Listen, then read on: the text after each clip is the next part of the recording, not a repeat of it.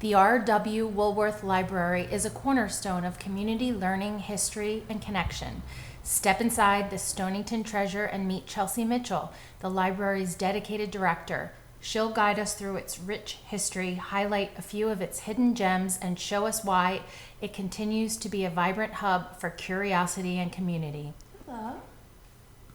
So welcome to the Woolworth Library. My name is Chelsea Mitchell and I am the director here. We are part of Historic Stonington, and this is where we store all of our collections that are not on display, as well as all of our archives and photograph collections. Most people who come in here are looking for help doing research, whether that is genealogy or they're curious about the history of their home. Sometimes people have a special interest in a subject like railroads or steamships or a specific location in town like Captain Jimmy's Inn or the Steamboat Hotel. You would come in here and I would assist you with that research by pulling materials from our archives like land records, diaries, tax books, photograph collections, letters. That might help you answer your question. And I also assist people getting to that research question. Sometimes people will come in and say, tell me everything you know about Walter Palmer. Well, that's not as helpful as where did Walter Palmer live before he came to Stonington?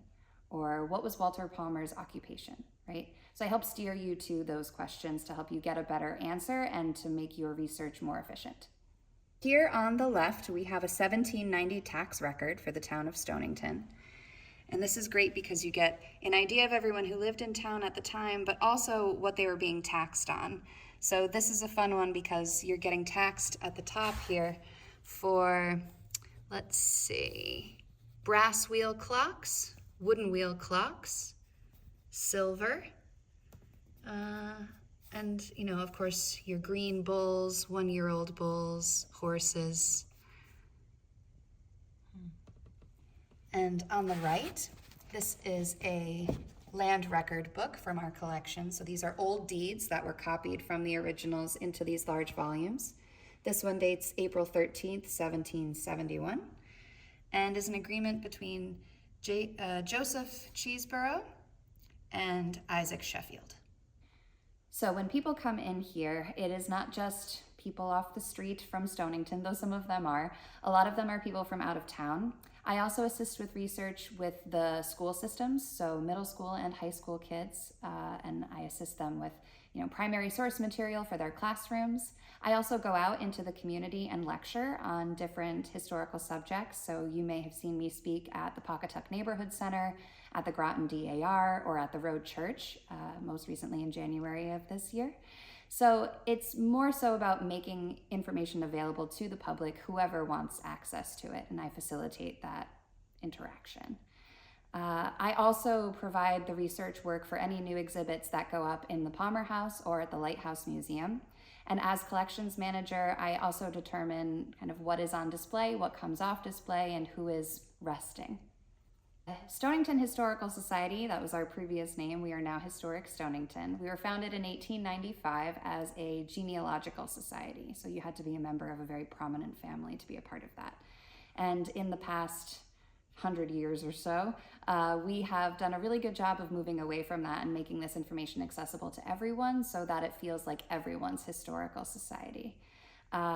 This building was built in 1998. Before that, we were kind of in all of these temporary homes throughout town. A little while we spent in the basement of Stonington Free Library in the early 90s. So this was built in 1998 through generous donations from the community and has been our home since then. We have rapidly filled it up, but that means there's plenty here for you to explore. So here we have genealogy, published family genealogies and notes, and then all of our sort of more Stonington specific publications. More generally, Connecticut, other towns that abut us, and some tax records. Secondary resources and archival, institutional archives, I should say. This is kind of the fun aisle, the one that I'm in most often. These are all of our land records and tax records. So we have here between 1736 and 1976 in the building for land records. And our first tax book starts in 1790, which you saw earlier, and they run to about 1915 here in the building. Further down, we have our Beauty and the Beast ladder, which is one of my favorite parts of being a librarian. But here we have manuscript collections, so things like diaries, scrapbooks, whaling logs, business records, and then part of our photograph collection. In the cases behind you, these are our vertical files and our house files. So in here we have research on most homes within Stonington Borough and with a chain of title, which is quite interesting. So if you live in the borough and you're curious about your house, stop in and see me, I can help you out. And then in here, subject files, so things about maybe the Portuguese community or different churches in town and cemeteries, things like that. We would access these large files here. Here we have some really beautiful pieces of 19th century jewelry that I wanted to show off. This is a mourning ring, which you would wear after the death of a friend. This one says à l'amitié at the bottom, which means to friendship. It's quite beautiful on as well. And then we have two pieces of hair art, which means they were made from human hair. So this one is just a little design of a flower bouquet in a basket. And this one is the hair of Nathaniel Brown Palmer's sister Juliet and her daughter Sarah, interwoven as sort of keepsake memory. And here we have a Palmer's signet ring, which is really fun. This is in the original box with the characters, Asian characters on. And inside, we have this little ring, which is really lovely, but it's meant to be used as a stamp. So the Latin on the bottom here is in reverse. Pour the wax on whatever you were sealing or might require a seal. Stamp your ring like so, and it would impress the design. So anyone is welcome to come into the Woolworth Library and ask me your questions. I'm here to help. You don't need an appointment. Just make sure you come during open hours, which are Monday 1 to 5, Wednesday 9 to 5, and Friday 1 to 5.